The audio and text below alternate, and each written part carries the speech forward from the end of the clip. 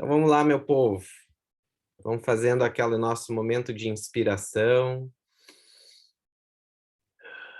Sempre é importante a gente silenciar um pouco a cabeça, ainda mais nesse horário do meio do dia, onde muita coisa está acontecendo, a gente está no meio de tarefas, a gente tem tarefas para executar logo após o nosso encontro. Então, é mais do que importante a gente silenciar um pouco a cabeça e se entregar aqui ao máximo no aqui e no agora, conectando com a egrégora da Casa Lucas, com a egrégora do complemento, do núcleo, pedindo o auxílio dos nossos mentores espirituais para que a gente possa fluir nessa aula, alcançando o nosso objetivo de entender melhor as questões da apometria, entender melhor as questões espirituais que nos cercam, e ao ponto que a gente entende isso, entregar ainda um resultado ainda mais bonito no nosso trabalho lá na Casa Lucas ou onde for,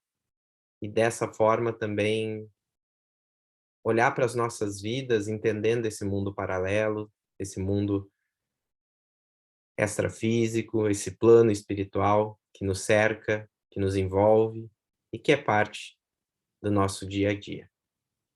Então, assim, pedindo essas proteções, a gente, mais uma vez, para falar um pouquinho mais sobre obsessão, a gente pede um pouquinho de proteção extra e juntos, em cada das nossas casas, do lugar onde a gente já se envolve numa pirâmide de luz, alfa, beta, gama, delta e epsilon, pedindo que um corrimão de luz energético da cor azul, conectando com a falange do Arcanjo Miguel, envolva todo o nosso lar, o nosso quarto, 1, 2, 3, 4, 5, 6, 7, para que assim a gente possa fluir na tela magnética, reforçando a tela magnética das nossas casas. 1, 2, 3, 4, 5, 6, 7.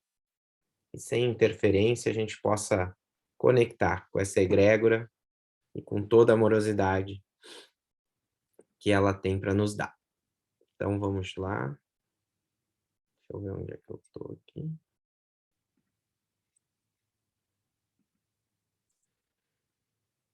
Só dando uma relembradinha, né, pessoal? Deixa eu botar aqui no modo apresentação. Uma retomada aqui na questão da obsessão.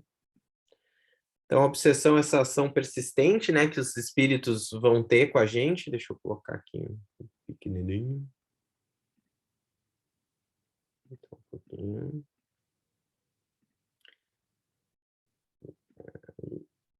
Agora sim. Muito bem.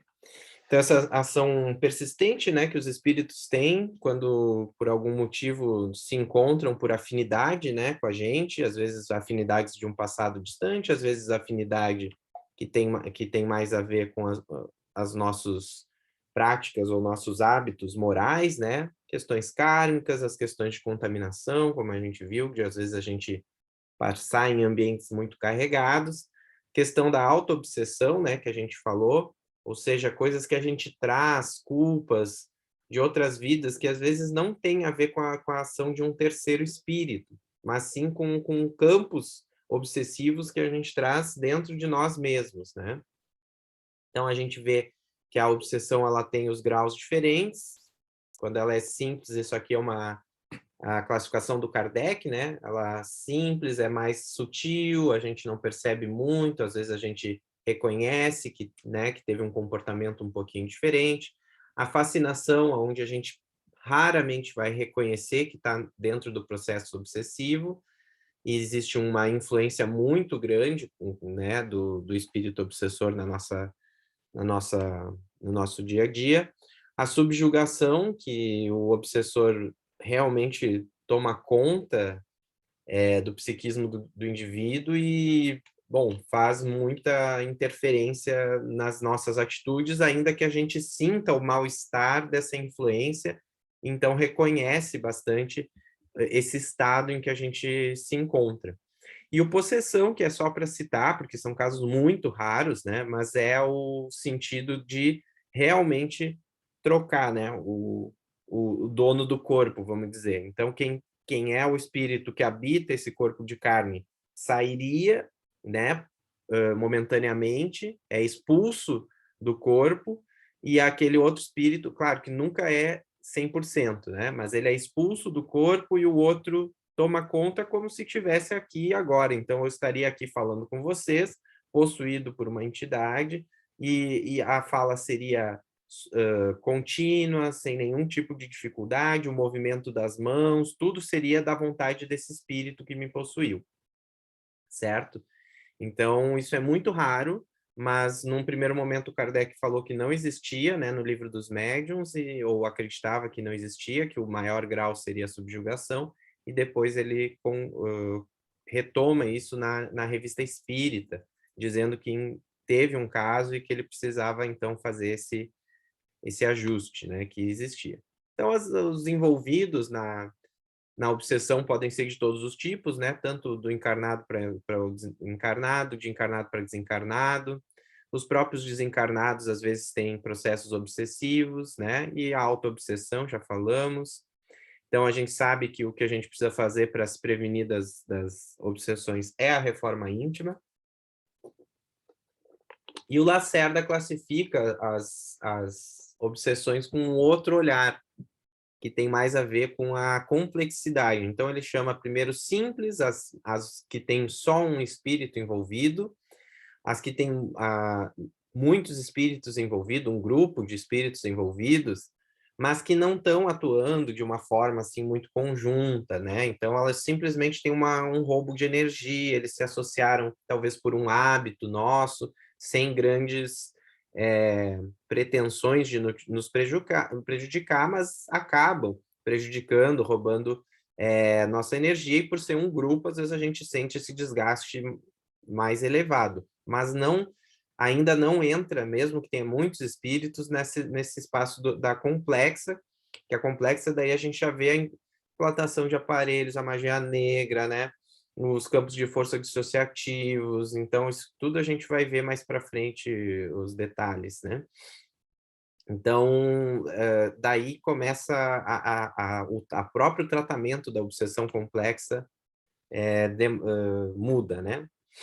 Então, a indução espiritual, aqui é isso que a gente ia falar, né? Então,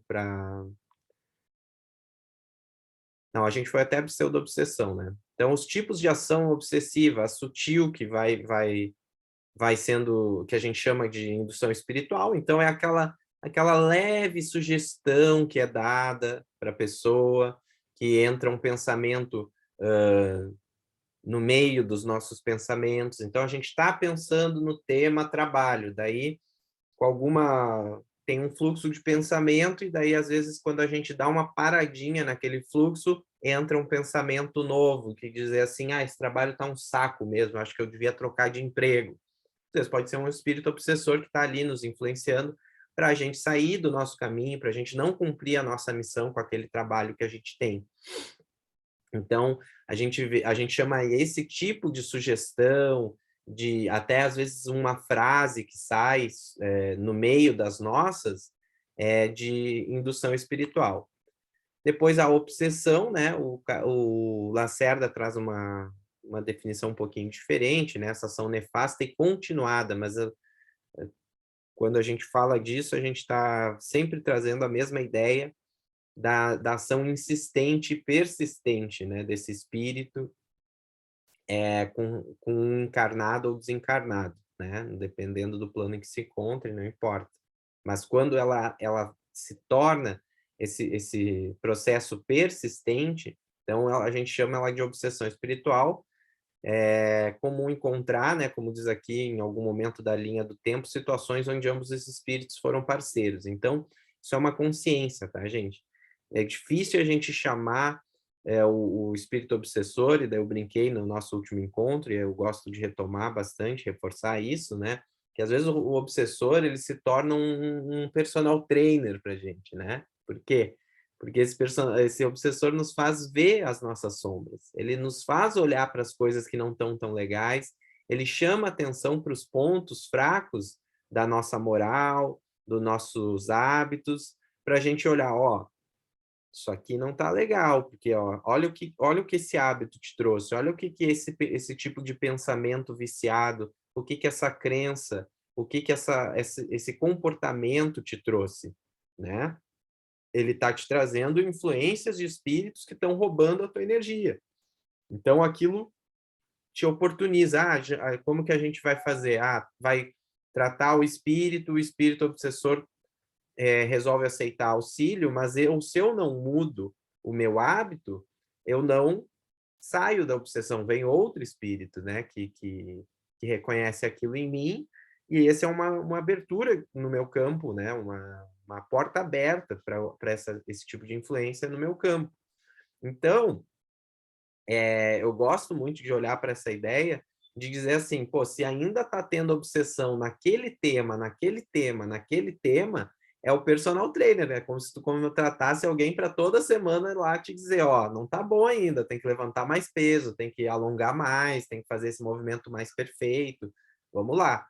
Então, a gente pode olhar para esses obsessores dessa forma e também lembrar, né, nessa frase aqui do Lacerda, essa questão de que talvez lá num passado distante a gente possa ter tido uma associação com aquele espírito. Então, se hoje a gente está numa caminhada que a gente está buscando se transformar, muitas vezes a gente pecou, né? A gente deu uma escorregada. A gente lá no passado vai ter esse momento aonde a gente estava muito equivocado e a gente estava com práticas muito semelhantes, talvez até a desse nosso irmão obsessor. E é como eu digo, no plano espiritual a gente tem que pensar: o que será que a gente estava fazendo no plano espiritual antes dessa encarnação? Porque pensa em todos vocês, se a gente já está dentro de um centro espírita, né, durante a encarnação, quer dizer que no plano espiritual a gente já tinha conhecimento espiritual o suficiente, talvez para fazer esse tipo de manipulação energética. E às vezes a gente desencarnou na nossa última encarnação de uma maneira talvez não muito equilibrada, e às vezes por um breve desequilíbrio, a gente pode sim ir perseguindo alguém que a gente não conseguiu resolver, alguma história que a gente sente que tem uma dívida com a gente. Então, essa consciência de que entre algoz e obsidiado, né, vítima e algoz, a gente pode ter intercalado os papéis ao longo da linha do tempo. Então, às vezes, hoje a gente está sofrendo a ação de um espírito, e mais do que isso é uma consciência para a gente, que eu estou trazendo assim de quando a gente está sofrendo a obsessão. Mas a gente pode trazer essa consciência para o espírito que está obsediando. Às vezes ele está ali se achando muito injustiçado e que ele tem um motivo muito, muito genuíno, muito natural, muito sincero, muito pautado, muito embasado para estar perseguindo aquela pessoa, e nem sempre é assim. Às vezes ele já foi o algoz, né? Ele se acha vítima, mas se a gente levar ele, e com a apometria a gente pode fazer isso, né? Levar ele para o passado, para ele entender que ele já esteve no outro lado. E às vezes, não só do outro lado, quando também estiveram os dois juntos fazendo o mesmo tipo de coisa. Então, a pseudo-obsessão que a gente fala é um termo que o Lacerda traz, que é mais de classificação mesmo, tá, gente? Não precisa saber esses termos assim, mas ele classifica especialmente as obsessões de encarnado para encarnado, onde não existe a intenção direta e clara de prejudicar o indivíduo alvo em específico, né? Então é aquela coisa assim, não é exatamente um processo obsessivo aonde eu tenho uma vontade de prejudicar. Às vezes até como eu dei o exemplo, a gente fala de amor, né? Nas nossas relações, especialmente nas relações tóxicas, né? O que é esse amor que é um falso amor, né? É tu dizer que quer a pessoa para ti, que é por amor, que tu faz tudo por ela, e aí tu pensa nela o dia inteiro, e aquele pensamento obsessivo pode sim drenar a energia da pessoa. Então a gente precisa ter esse olhar e entender um pouquinho como as coisas funcionam, tá? Então, nesse caso, a gente chama de pseudo-obsessão. E também as que são recíprocas, né? Quando a gente fala dos espíritos que se agridem mutualmente, e às vezes, como eu dei de exemplo, quando a gente desdobra no sono, né? Logo que a gente sai, é, acaba, acaba às vezes indo atrás de algum espírito, tá? Mas o foco hoje, então, era a gente ver esses outros tipos de ação obsessiva que são um pouquinho mais complexos, tá? Então, o parasitismo é o primeiro que a gente vai falar hoje. Na ciência, tá? Na questão da biologia mesmo, parasitismo é o fenômeno em que um dos indivíduos é prejudicado. Então, tem uma interação entre os dois, tá? Um organismo é o parasita, ele se instala em o outro, que se chama hospedeiro. E aí ele se alimenta daquele indivíduo. Então, quem que nunca viu isso no colégio, né? Lá atrás, se lembra das plantas parasitas, por exemplo, que se alojam em outras árvores, por exemplo, e se alimentam da seiva das árvores, né? Então, no caso do parasitismo espiritual, a gente tem a viciação do espírito parasita como ponto central. O roubo de energia acontece mesmo que o parasita não tenha consciência do que faz.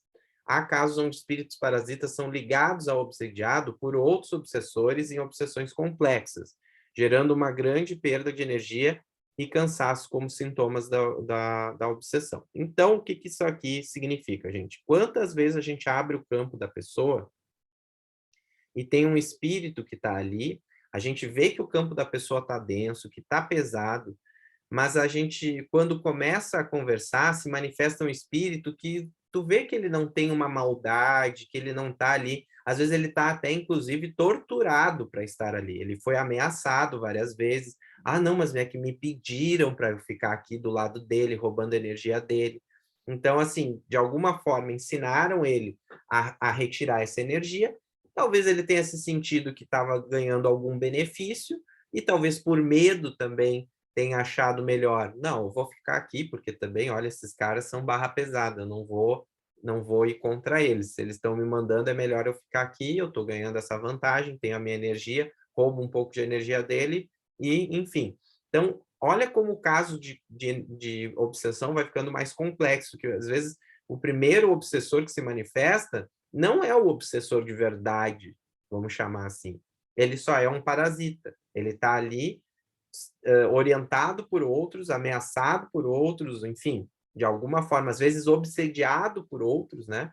Porque, de repente, esse espírito que resolveu se colocar nessa posição, ele foi antes obsediado no plano espiritual, manipulado, enfim, várias situações podem acontecer aqui, e a gente só precisa entender que esse roubo de energia ele acontece, e aí esses casos de obsessão são um pouquinho mais fáceis em geral de tratar. Por quê? Porque raramente o parasita ele está ali, vamos dizer, obstinado em ficar naquela posição. Em geral, ele está ali ou ameaçado, como eu disse. Então, logo que a gente oferece auxílio, o próprio ambiente espiritual do centro espírita, né, da casa espírita, vai gerar nele um bem-estar, e ele vai perceber que ele nem precisa estar ali roubando a energia do obsediado. Então, essa é mais fácil. Em geral, a gente vai com muita amorosidade, acolhendo aquele espírito, ele rapidamente aceita o auxílio que está sendo proposto. A simbiose, ele é um caso parecido, né, de associação na ciência também, só que, em geral, existe um ganha-ganha aqui que a gente fala, né? Então, os dois organismos, né, quando a gente fala na biologia, eles vivem em harmonia, um não extrai do outro. A gente sabe, né, que as plantas parasitas, às vezes, elas matam a árvore. Então, ela causa um distúrbio. Então, no sentido espiritual, no caso da simbiose, vai sempre ter vamos dizer, um ganha-ganha. Então, pode ser um espírito que atende ao menor chamado da pessoa ou de um médium, ou mesmo ao mesmo tempo que absorve o fluido vital e se beneficia. Como pode ser visto, ambos se beneficiam nessa relação, porém o tipo de espírito que se sujeita a esse tipo de interação é normalmente mais ignorante, por isso deve ser esclarecido quanto ao atraso que esse comportamento provoca na sua evolução. Muitas vezes os casos de simbiose se iniciam com parasitismo. Então, pode ser que num primeiro momento ele estava só roubando energia, e num segundo momento ele desenvolveu até vamos dizer, um bem-querer pelo seu obsediado. Isso é um pouco curioso, né? Ou engraçado de se imaginar que o espírito tenha dito, não, essa pessoa é tão boa, vou ajudar ela. E aí fica ali na volta, daí faz alguma coisa que seja para ajudar dentro daquilo que ele conheça, porque ele também não, normalmente é um espírito, né? Como a gente viu, mais ignorante, então ele não tem um grande conhecimento de manipulação de energia, ao ponto de poder ser um grande auxiliador, tá? E isso acontece, tá, gente? Quem nunca viu a manifestação ali na Casa Lucas, eventualmente tem um obsessor que diz, não, eu não estou prejudicando, estou ajudando, eu ajudo ela, eu faço tudo que ela me pede. Eles vêm assim e dizem isso mesmo, e daí fica essa sensação, não, mas é esse caso de simbiose, onde ele acredita que está auxiliando, mas ao mesmo tempo ele está roubando energia. E é isso que a gente precisa entender, é por isso que a gente estuda.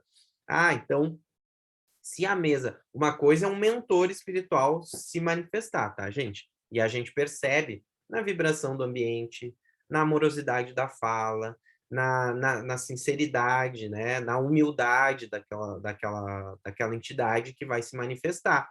Então, eventualmente acontece de vir um mentor, mas às vezes vem um espírito que diz, não, eu ajudo, eu isso, eu aquilo. Aí a gente começa a perceber que na fala dele, daí a gente volta lá, né, na aula de mediunidade, que a gente tem que estar muito atento no vocabulário, no jeito como o espírito se comporta, na vibração que ele transmite com a sua comunicação, para a gente perceber que não se trata de uma comunicação tão amorosa, que não se trata de uma comunicação que está dando uma orientação bem clara, né? E a gente vê que, às vezes, os espíritos mais simples, como os dos pretos velhos, mesmo na sua linguagem simples, vem cheio de amorosidade.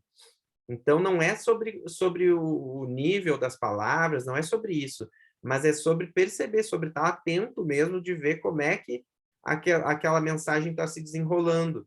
E se ele está dizendo que está protegendo, aí que ele tem que dar toda uma outra explicação do porquê que ele está se manifestando, então qual é a orientação que ele tem, né? E o que acontece muitas vezes é que a gente percebe que o espírito não consegue explicar muito bem o que ele está fazendo, como é que ele está ajudando, e aí a gente precisa esclarecer ele. Olha, não é bem assim. Se tu for perceber, ao mesmo tempo que tu está ajudando, tu está roubando a energia dela, olha como é que está o estado dela, quem sabe tu vai estudar um pouquinho mais, tem esses irmãos que estão se aproximando, daí a gente já sabe que tem equipe de socorristas no plano espiritual, que vai vir conversar com aquele espírito e vai dar uma orientação. Então, a gente não precisa dar toda a orientação ali naquele momento, mas se a gente percebe que é um quadro de simbiose, a gente pode encaminhar e entender que aquele espírito, por mais que diga que está ajudando, ele precisa ser esclarecido, certo? E, gente, aqui tem alguns detalhes, né, que se vocês quiserem trazer, eu acho até que a Fabi trouxe no fim, né, no último encontro, no final, ela colocou um caso de uma avó, né, Fabi, que eu acho que estava, que agora, quando eu comecei a falar da simbiose, me veio aquela situação, né, que a pessoa e a avó estavam há muito tempo sofrendo, né, essa interação espiritual. E vejam bem o caso, depois se a Fabi quiser trazer de novo o caso, a gente pode voltar nele para a gente poder ver um exemplo. Me veio muito como exemplo de simbiose esse caso que a Fabi trouxe. Então, encerrando então a simbiose, a gente vai aqui no vampirismo. A diferença entre o vampirismo e o parasitismo está na intensidade, na intenção cruel que existe no último. Então, como a gente falou, o parasitismo ele pode muitas vezes ser induzido por um terceiro espírito, né, que coloca aquela pessoa naquela posição, ou aquele espírito naquela posição, num caso de obsessão complexa. Aqui, quando a gente fala de vampirismo, é o bichão brabo, vamos falar assim, é o espírito obsessor que está ali realmente intencionado em prejudicar aquela pessoa, e ele sabe as técnicas, então ele está roubando os fluidos do alvo na intenção de enfraquecer mesmo a pessoa, tá? Então, um caso tratado com apometria, que é legal, o paciente era portador de distrofia muscular degenerativa e estava de tal modo ligado ao espírito vampirizante que quase se fundiam completamente. Os cordões energéticos estavam emaranhados nos corpos astrais. O espírito tinha um amor tão grande pelo atendido que passou a odiá-lo, desejando a sua morte, sugando as suas forças. Então, é aquela coisa do amor, né, estranho, aquele amor distorcido, que talvez até por uma questão assim, nossa, como é que tu aceitou encarnar e me deixou sozinho aqui no plano espiritual? E às vezes não é que deixou sozinho, é que aquele espírito não queria encarnar ainda, ou não estava pronto, e talvez, inclusive, por esse amor tão tóxico, se optou por separar eles em planos diferentes, mas daí vocês imaginem que não conseguiu, talvez, separar tanto o que estava lá no plano espiritual, ao ponto que os cordões energéticos estavam emaranhados nos corpos sutis, né? Então, como que isso faz? Aí tem que desdobrar os corpos, a equipe espiritual vai atuar, a gente não precisa, né, dar os comandos, nem sempre precisa dar os comandos, vamos dizer, ai, ó, desemaranhando as linhas, os cordões energéticos. Se vier a orientação, a gente faz, dá pulso para isso. Mas se não, na hora que desdobra os corpos astrais, o próprio plano espiritual vai atuar, fazendo essa liberação, e com certeza a pessoa vai sair melhor disso, né? Porque a sua energia vai voltar a fluir para os tecidos do corpo. Então, veja, gente, os casos seríssimos de influências espirituais que chegam a, a alcançar o físico num caso assim de distrofia muscular degenerativa. Então, é bem sério quando o obsessor tem primeiro a gente tem uma certa, né, permissão que a gente dá, seja lá pela conexão que a gente tem com aquele espírito, senão não chega nesse nível, tá, gente? Não tem que ficar com medo de que um espírito saiba fazer vampirismo e ele vai te vampirizar. Não, é muito da permissão da nossa, e como eu disse, das nossas práticas e hábitos morais, é tudo do dia a dia. Mas ele pode, né, eventualmente começar a nos vampirizar, e daí logo o plano espiritual nos intui aí no centro espírita, pedir um atendimento e a coisa logo se resolve. Então a gente não precisa ficar com medo de nada disso, mas a gente precisa entender que às vezes justamente por esses passados muito complicados, de relações muito difíceis que a gente teve, que a gente não curou, que a gente não resolveu, aí a coisa fica desse jeito. E pode acontecer casos assim muito sérios de influências espirituais. Bom, chegamos numa coisa que é mais, que eu acho que dá bastante dúvida, tá? Eu vou tentar explicar aqui, eu já vou pedindo a orientação do plano espiritual, porque assim, não é como se tenha uma teoria bem clara, ou um livro, né, que eu já tenha lido, assim, que explica isso tudo tintim por tintim, tá, gente? Mas, enfim, o síndrome dos aparelhos parasitas no corpo astral. Muitas vezes, a gente abre o campo da pessoa e alguém já sente, assim, uma dorzinha do lado da cabeça, uma dor nas costas, e daí começa a ver que está meio preso e tal. O que que é isso? São aparelhos, tá? Que são engenhos eletrônicos, tá? Eletrônicos mesmo, né? Segundo o Lacerda, que eletrônicos e muito sofisticados, que eles têm finalidade de causar perturbações em áreas como as da sensibilidade, motora, centro nervoso, ou seja, causam dor, como também disfunções psíquicas. O obsessor pode ser ele próprio detentor do conhecimento para confeccionar e instalar esse tipo de aparelho, ou pode ter barganhado com outro espírito que o saiba. No caso dos espíritos que têm esse tipo de conhecimento, muitas vezes damos o nome de magos das trevas. Então, vamos lá, vamos por partes. Primeira coisa, plano espiritual, gente, ele é muito semelhante ao nosso plano aqui, tá? Inclusive, quando a gente lê as histórias de materialização do Peixotinho, se não me engano, que foi um grande e famoso médium de materialização, e tinham espíritos que se materializavam através dele e que traziam exames feitos no plano espiritual com tecnologias que ainda não tinham aqui na Terra. E que eu já li em algum lugar, não me lembro ou se eu já ouvi alguém falando isso numa palestra, mas que provavelmente era tipo a tomografia computadorizada, a ressonância magnética. Então, era aquele tipo de exame que, né, escaneava o corpo da pessoa e mostrava assim, não, o teu tumor está em tal lugar. E não existia ainda na época desses atendimentos espirituais. Então, vejam que lá no plano espiritual, eles levavam o corpo da pessoa, ou tinha ali na sala, no plano paralelo, aquele equipamento, e eles traziam o resultado dos exames. Então, eles faziam um exame ali na hora com a pessoa. Então, quantas vezes a gente vê relatos, né, do plano espiritual, o André Luiz, né? Gente, André Luiz, os livros dele são de 1940, se não me engano, por aí. 40 e poucos, a maioria deles. E ele fala de telas, de telas, que ele não chamava de televisão, mas telas muito finas, aonde se projetavam imagens. Ou provavelmente quando a gente vê no nosso lar o próprio filme, né? Tem uma hora que ele vai acessar as preces que foram feitas para ele quando ele desencarnou, e ele senta no notebook. Então, claro que quando o filme saiu já existia o notebook, mas na época ele se sentou e ele viu talvez pela primeira vez, né? Pelo menos que ele lembrava enquanto espírito recém-desencarnado, chegou no nosso lar, já existia notebook, em 1940.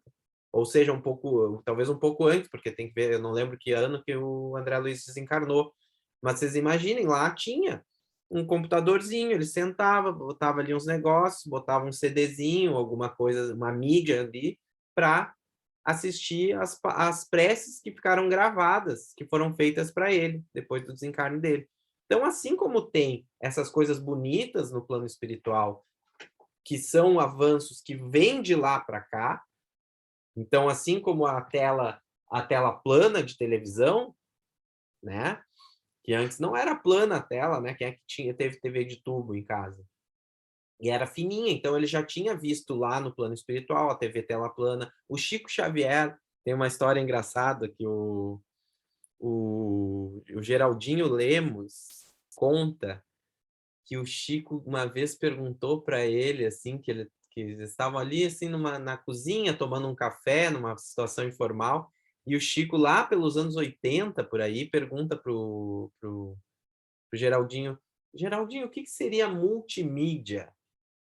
E aí o Geraldinho também na época não tinha assim, né? Eu acho que mal e mal tava surgindo o computador assim pessoal, né? O computador em casa. E ele pensava, ele disse assim: Olha, Chico, não sei, mas imagino que seja alguma coisa que tenha relação com muitas mídias pelo nome, né? E ele disse: Pois é, porque o Emmanuel está aqui me falando que no futuro o Espiritismo vai ser transmitido pelo multimídia. E hoje a gente está aqui fazendo uma reunião online, tem pessoal em São Paulo, cada um na sua casa, e a gente está falando de Espiritismo. E o Chico recebeu essa informação do Emmanuel nos anos 80. Então vejam que curioso. Então é dessa forma. Eles do lado de lá já têm a tecnologia, e a tecnologia muitas vezes vem de lá para cá. A gente acha que desenvolve, mas é que às vezes o nosso espírito já tinha tido estudo e contato com a tecnologia no plano espiritual, quando vem para a Terra, só coloca aquele conhecimento no concreto aqui do plano terreno.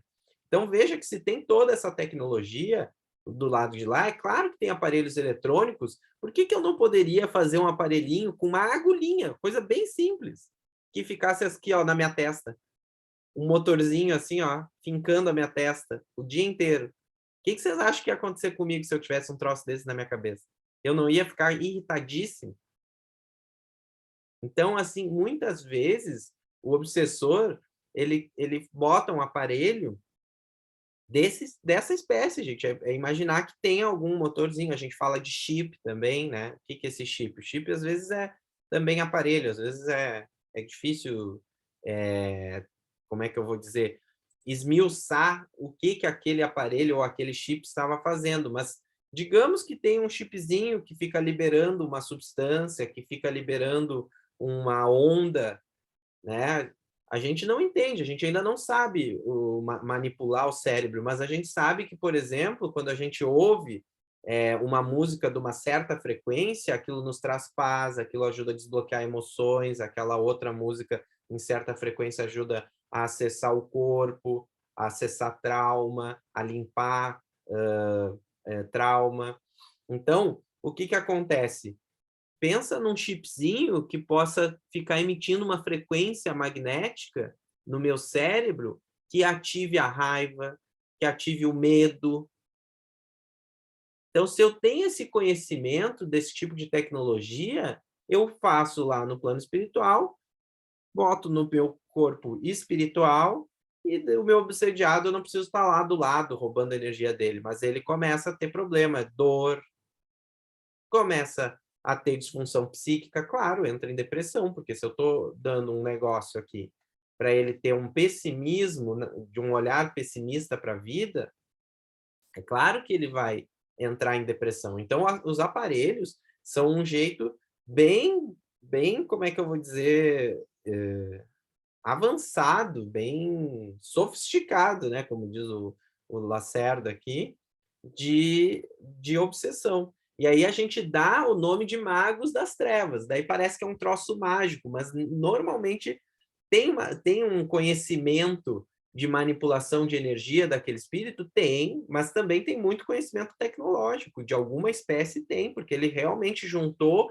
fluidos e coisas, energias no plano espiritual para confeccionar aquilo ali que se a gente tivesse no plano espiritual seria algo que a gente pegaria assim com a mão, ó. Vou pegar e vou colocar em tal lugar. Então, se eu fosse o espírito, eu posso ir lá e pegar e colocar. Então, esse aparelho, ele é como se fosse físico. Então, a gente vê, muitas vezes, aqui, nas costas, alguma coisa prendendo, alguma coisa cravada nas costas, daí a pessoa chega ali relatando, nossa, eu tenho uma dor nas costas, já fui, já tomei, estou tomando anti-inflamatório, não passa. Ah, tá, tá ali, alguém viu, tem um troço cravado nas costas dele, é para causar dor. Então vamos remover. Como que remove? Bom, tem que tomar cuidado. A gente tem que entender que às vezes, por exemplo, no cérebro, eu acho bem delicado. Aquele é como uma droga, pensa bem. Quem nunca ouviu falar disso, né? Que alguém que está tomando um medicamento psiquiátrico, às vezes quando resolve, ó, eu acho que eu estou melhor, estou querendo parar. Então vamos parar de tomar esse medicamento. O médico diz, ah, então para, amanhã você para. Não, o organismo já se acostumou com aquela substância química. Se cortar da noite para o dia, dependendo do tipo de ação que aquele medicamento tem, a gente tem um distúrbio no corpo. E às vezes o aparelho acontece da mesma forma. A gente tem que dar pulso e dizer se for permitido pelo plano astral ser removido o aparelho, que seja. Senão a gente deixa encaminhado com a equipe espiritual, que vai remover no momento certo. Ou então na próxima sessão a gente vai ver que aquele aparelho foi desligado. Às vezes a gente percebe que tem fios, né, conectando esse aparelho com algum outro lugar. Então, às vezes, é aquela coisa, eles botam só, vamos dizer, um fone de ouvido na gente, para a gente ficar ouvindo as sugestões que estão lá num aparelho, tem uma gravação, talvez. Tudo isso, gente, é possível. Eu sei que é louco pensar nisso, mas é dessa forma que acontece, tá? Então, por mais que seja o nome de mago das trevas, não tem tanto essa parte dos aparelhos não tem tanto a ver com magia em si, manipulação de energia, mas sim com tecnologia, tá? Aí que a gente entra na coisa mais de magia mesmo e manipulação de energia, daí a gente chama de arquepadia, tá? Que é uma magia que foi originada em um passado remoto. Tem duas, tá? A arquepadia, a próxima é a goécia.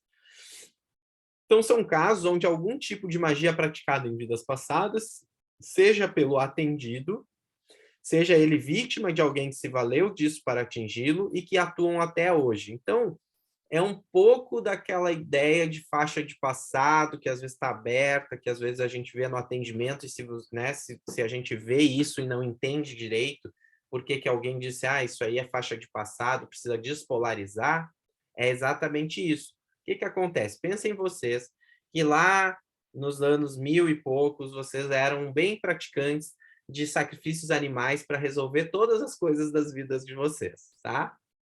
Por que não? Se a gente não tinha consciência e não entendia que isso tivesse um prejuízo, e, pô, matar um cabrito ali para conseguir casar, matar um cabrito para que a colheita fosse boa aquele ano, matar um porco para oferecer para o deus tal, esperando receber algo em troca. Por que não? Se podia, se eu sabia fazer, por que não? Então fazia tudo. Agora eu preciso que tenha sol durante 3 dias. Vou fazer um sacrifício aqui porque eu não quero perder a plantação, não quero perder o meu dinheiro, não quero o que for, gente. Então, às vezes a gente fez e isso ficou no nosso campo, a gente não limpou, não foi lá e desfez. Então, às vezes, mesmo na nossa caminhada, já muito adiantados, a gente pode sim chegar no centro espírita e descobrir que tem coisa de um passado. Então, a gente precisa olhar para isso, voltar lá e despolarizar esse campo, tá? Porque ele acaba se tornando um tipo de campo obsessivo. E ainda, uma coisa que acontece é que eles podem ser casos de espíritos que foram sacerdotes de cultos no passado onde se praticavam rituais, fazendo contratos com entidades, pactos de sangue, e que ainda não foram desfeitos. Então, gera dor de cabeça, falta de ar sem motivo fisiológico, sintomas psíquicos, sensação de estar amarrado, etc. Algumas vezes o atendido pode ter sido vítima de uma maldição proferida no passado, mas que ainda encontra ressonância no presente. Então, são casos, tá, gente? Então, a gente pode olhar esses como também próximo à questão da autoobsessão, tá? Por quê? Porque se não tiver a atuação de nenhum espírito, ele é um tipo de autoobsessão, mas que tem um detalhe específico, que aonde essa autoobsessão vem da gente ter praticado esses casos de magia num passado remoto. Então a gente entra com aquele campo não se desfez e a gente precisa desfazer ele de alguma forma. Quando tem essa coisa dos contratos e pactos de sangue com entidades, essas entidades podem continuar no plano espiritual nesse momento da nossa vida e eles se acham que ainda tem aquele contrato e se a gente prometeu alguma coisa para eles, eles ainda vão querer esse pagamento que a gente prometeu para uma vida, talvez, ou pela eternidade, vai saber o que a gente disse lá na hora, entendeu? Não se sabe. Na hora a gente pensou, o que tem para conseguir esse amor aqui? Eu vou, não, pode fazer, pode ser pela eternidade, não tem problema. E aí, às vezes, ainda estão ali nos cobrando, né? Então, tem que desfazer isso de alguma forma. Como que desfaz? Eu não tenho a descrição da cena no plano espiritual para dizer para vocês, mas eu tenho a certeza que o plano espiritual, na hora que a gente dá o comando e dá a energia, ele atua para despolarizar aquilo, para desfazer. A gente pode, muitas vezes, usa, né, as águas, água crística, as águas do mar, enfim, várias formas, o vento solar, a chama violeta, né? Então, muitas vezes, esse tipo de ferramenta a gente usa para ajudar a fazer essa limpeza e daí, bom, tratou aquilo, o negócio parece que tira com a mão, tá? Goécia, daí, como eu falei, é o caso da magia negra feita por um espírito que é detentor de grande conhecimento da manipulação da energia. Então, a gente define, né, o Lacerda traz essa definição de manipulação das forças da natureza utilizadas para fins equivocados, procurando satisfazer o orgulho, a arrogância e a sede de poder. As forças da natureza foram criadas por Deus e não são boas e nem ruins por si, apenas são. A manipulação delas é que se distorceu e levou espíritos a se tornarem magos renegados, utilizando elas para benefício próprio. Os obsessores que utilizam esse tipo de técnica são, em geral, astuciosos, dissimulados, arrogantes e diabólicos. Dificilmente ouvirão as orientações amorosas para mudarem de direção. Nesse caso, são necessárias técnicas e experiência por parte do grupo e do dirigente para se obter resultados mais positivos. Muitas vezes, diversos atendimentos são necessários para que a entidade aceite mudar de comportamento. Então, isso vem de encontro, gente, com aquela ideia que eu falei lá atrás, também na mediunidade, das comunicações, quando elas começam a se estender muito mais que 3 minutos, né? Então, assim, quando um mago se manifesta, é muito raro que em 3 minutos a gente convença ele de que está tudo bem e que, olha, veja bem, né, todo esse teu poder aí, que tal só soltar e vamos seguir em frente? Ele provavelmente vai dizer que besteira, vocês não sabem nada, eu sei, a arrogância, né, o orgulho vai vir com tudo na fala dele. É, então, aí que a gente tem que perceber, quando é um caso que ele não está cedendo nem um pouquinho na nossa conversa, que ele não está se colocando à disposição, que ele não olha para aquilo, que ele só desfaz ou desdenha daquilo que a gente está oferecendo de amorosidade, então a gente respeita ali por volta de 3 minutos, viu que não vai ir para lado nenhum, então tudo bem, a gente vai respeitar o teu livre-arbítrio, e nós vamos, né, te isolando da pessoa, vamos te isolando, e ele provavelmente vai conseguir burlar esse isolamento num próximo momento, mas vai dar uma aliviada naquela pessoa. E aí, quem sabe, na próxima vez que abrir o campo, ele venha mais uma vez. E aí, ao perceber aquela determinação da pessoa de se melhorar, ele também, por ser trazido ao centro espírita e receber aqueles fluidos amorosos, aqueles fluidos benfazejos, né, que refazem o corpo espiritual dele, ao se perceber, né, nas nossas falas, né, que a gente vai colocar ele diante de um espelho para ele ver o estado de degradação, né, do próprio perispírito, dos seus corpos sutis, que ele está. Aí ele começa, às vezes, lentamente, daí por isso mais de um atendimento são necessários, até que ele se convença de aceitar, de fato, a ajuda, tá, gente? Então, isso acontece, a gente precisa ter essa percepção, precisa ter esse cuidado. Deixa eu ver aqui.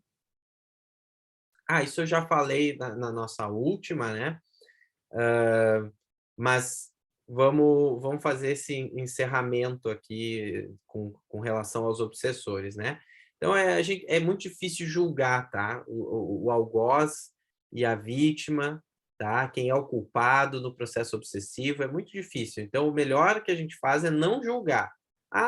Mas a gente percebe que o atendido chegou ali, ele tem uns comportamentos péssimos. Ele enche a cara todos os dias, ou então ele vai na prostituição, ele trai a esposa, ele isso. Claro que o julgamento na mesma hora diz assim, bom, né, faz tudo isso e não quer estar nesse estado espiritual deplorável, mas a gente tem que colocar a mão no coração e dizer, gente, não importa, ele chegou aqui em busca de ajuda, e se o plano espiritual permitiu essa pessoa ser atendida, a gente tem que tratar com amorosidade. Então, e sempre com esse olhar de que se hoje ele é vítima, pode ter sido um cobrador no passado, e só estão nessa condição por estarem encarnados e esquecidos do passado. Então, assim como aquele que está sentado, nós. Então, se coloca nessa posição de que a gente pode ter feito coisas horrorosas no nosso passado, então não julga, tá? Devemos sempre nos colocar no lugar do obsessor também, para perguntar a nós mesmos o que faríamos alguns séculos atrás, quando na ignorância alguém fosse motivo da nossa desgraça. Será que não procuraríamos a vingança? É o que eu disse agora há pouco. Sabendo manipular, sabendo fazer, se a gente já sabia, já estava numa religião que tinha esse tipo de prática, se foi iniciado, às vezes, num conhecimento de magia, por que a gente não faria? para buscar, às vezes, a vingança, né? Então, o obsessor deve ser sempre visto como enfermo, alguém que, em desequilíbrio, profere as maiores ofensas, um animal acuado e que procura se defender, por isso ataca com as armas que tem. Nunca devemos encará-lo como um espírito inimigo. Isso eu falei e frisei bastante no nosso último encontro e vou refrisar aqui. Gente, não é uma batalha. O obsessor se manifestou, não é um cabo de guerra. Ele é para ser tratado com amorosidade, é na força do amor que a gente dobra ele, tá? Então, nunca é um inimigo, e sim alguém nesse estado de amor. Da mesma forma como certamente já fomos resgatados nós mesmos em algum momento da nossa trajetória. Essa consciência é muito importante. A gente certamente, a gente que está nessa caminhada espiritual, com certeza no passado a gente sabia sim manipular a energia e a gente fez besteira. Então, nessas besteiras, talvez um dia a gente chegou num centro espírita, no centro espírita nos explicaram, claro que o centro espírita é novo, mas em algum lugar do plano espiritual nos resgataram, nos deram orientação e nos deram uma nova oportunidade da gente seguir um caminho diferente. Então, tem que ter essa consciência. E a grande arma que a gente tem para lutar contra os espíritos obsessores, por mais obstinados que estejam nas ações que conduzem, é o amor. Então, já nos disse o Jesus, o amor cobre uma multidão de pecados. Medir força com o espírito obsessor é se rebaixar ao seu estado vibratório, ao passo que se desconecta dos mentores do trabalho. Então, tem mais esse prejuízo, né? Que a gente, ao invés de estar ali recebendo as orientações amorosas que poderiam ajudar aquele espírito a trocar a sua trajetória, quando a gente entra na irritação daquilo que ele está falando, da postura dele, da arrogância dele, bom, aí vocês sabem que a gente já caiu na armadilha dele, ele vai sair dali dando risada da nossa cara. Então, é essa a ideia, tá? Envolve ele em ondas amorosas é a melhor estratégia para enfraquecê-lo e fazer com que ouça a mensagem esclarecedora. Certo, gente? Então, como vocês viram, aqui estamos. Encerrou o nosso... Ó, a Flavinha tá aí. Então, meu povo, ficou alguma dúvida agora para o finalzinho? Como é que estamos? Tem 5 minutinhos aí para a gente tirar uma dúvida, falar alguma coisa. Fabi, se tu quiser colocar... Tu achou que ficou mais na simbiose aquele caso, né? Era a avó, né? Era a avó dela que estava com ela, já tinha 20 anos, estava conectada a ela, e meio que assim, você me ajudou tanto no fim da vida e agora eu estou aqui para te ajudar na sua caminhada. Só que daí ela ficou ali e ela meio que atrapalhava os pensamentos dela, né? Uhum. E aí ela foi encaminhada, e aí essa semana, né, que passou, ela falou que ela sentiu estranho. Ela falou assim, nossa, eu me senti como se eu tivesse com saudade daquela presença que sempre estava comigo. Então foi muito estranho não ter mais aquela presença. Então a gente vê aí, esse é um dos casos, tá, gente? Bem claro de simbiose. A pessoa ficou nessa interação aonde achava que estava sempre sendo mútuo e bom para os dois, claro, ela também se achava acolhida pela avó, uma presença amorosa e tudo mais, mas tem uma perda de energia. Então, é isso aí que vai acontecendo. Mais alguma dúvida, pessoal? Alguém quer perguntar alguma coisa de tudo isso que a gente viu? Eu sei que aparelho é dificilzinho, né? Aí, Sobre o fala. aparelho tem que ter consentimento aqui também da pessoa que recebe o aparelho? Para receber, sim. É, Você quer dizer assim, se a gente deu de alguma forma autorização para o obsessor colocar? é. Eu acho que, claro, não é um consentimento assim, tudo bom? Não, bota aí. Não chega a ser nesse nível, mas o consentimento vem pela tua conexão com aquele obsessor. Ele provavelmente já está te obsediando em algum nível. Então, como é que ele começou a te obsediar? Então é algum vício moral que tu tem? pode ser porque tu é muito raivosa, daí tá, se conectou primeiro pela raiva. Aí quando ele já está no teu campo, aí, claro, pela forma e conhecimento dele de manipulação de energia, ele vai abrindo até o momento que ele consegue colocar. Mas então a permissão, vamos dizer, foi dada no momento que tu sintonizou. Tá, Tá? entendi. Vamos dizer assim. Eu tenho do outro curso que eu fiz, né? Tem uma frase que ficou que eu peguei aqui. Para ser obsediado tem que ter merecimento. É isso aí que a gente estava falando, né? É exatamente isso agora. Não vai Eu não acontecer gostei dessa obsessão frase, não. assim aleatória, né, Gu? Não é assim. Opa! Eu passei na rua e o obsessor bati com ele, ele já grudou em mim e já saiu obsediado. Não. Surpresinha. Surpresinha, não. Eu não gostei de saber disso, não gostei. Minha contestação aqui formal. É a questão do personal, né? É a questão do personal, né? Se a gente não se fechar, né, em Zé? algum momento a gente contratou esse personal, né, Jaque? Fala, Flavinha. Ah, hein, Rosa? Eu estou acostumadíssima com os personal já. Não, o Zezinho, tem uma palestra do Haroldo, né, do Haroldo Dutra Dias, que ele cita um trecho do livro Ação e Reação, em que o instrutor do livro tem uma conversa com os obsessores, né, que estão obsidiando uns rapazes. E eles, o Haroldo até diz, eles dão uma aula de espiritualidade, né, o obsessor, porque eles explicam que todos nós temos um desejo central, a nossa personalidade, nas nossas vidas, todos temos um desejo central. Ou é pelo poder, ou eu quero ser muito amada, né, a qualquer custo, ou é o dinheiro.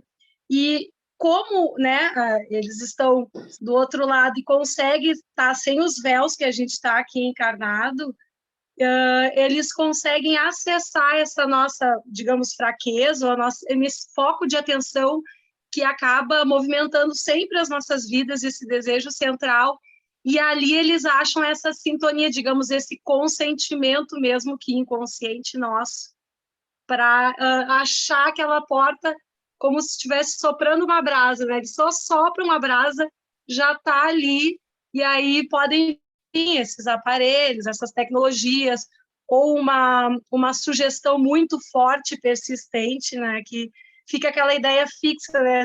Eu já li alguns livros que falam assim, se aquela ideia é muito fixa em ti e é negativa, tu já está tendo algum processo obsessivo, né? Porque é aquela ideia persistente que não é positiva, né? Sim, que não pode vir do teu espírito. Bom, pode porque a gente fala da autoobsessão, mas assim, de um modo geral, o espírito, que é a centelha divina que habita dentro de nós, se a gente acessar mesmo a nossa essência, só vem luz, né? Só vem coisa para o nosso melhor, só vem coisa para o nosso crescimento.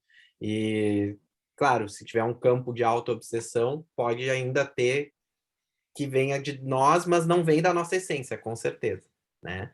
Então, faz todo então, sentido. aí, às vezes, muitas vezes, essa orientação, né, de dar para os pacientes, né, para os consulentes, enfim, porque às vezes pode fazer todo um trabalho lindo de apometria, se a sintonia, se o plug, né, tá ali, a tomadinha tá ali, provavelmente, de alguma forma, achar a sintonia de novo, né? Vai fechar, exatamente. Então é super bom isso que tu trouxe, né, Flavinha?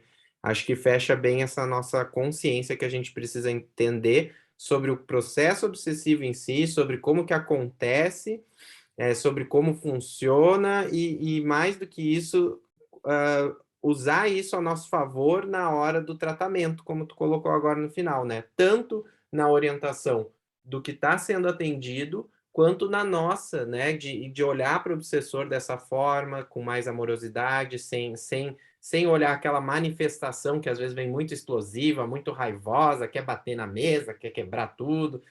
Bom, ele é alguém que está mal, ajuda. Não é para dar porrada nele, não.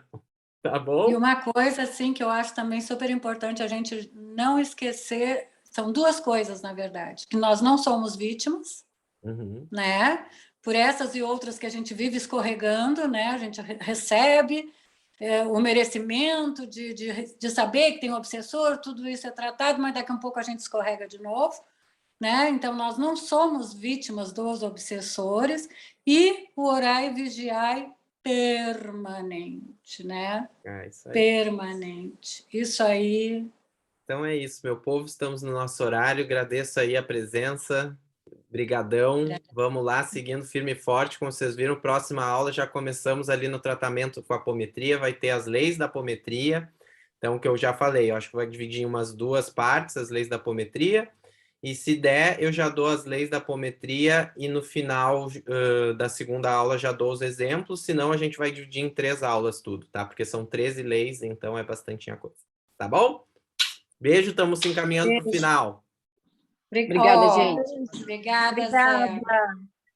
Tchau, amores. Fiquem com Deus.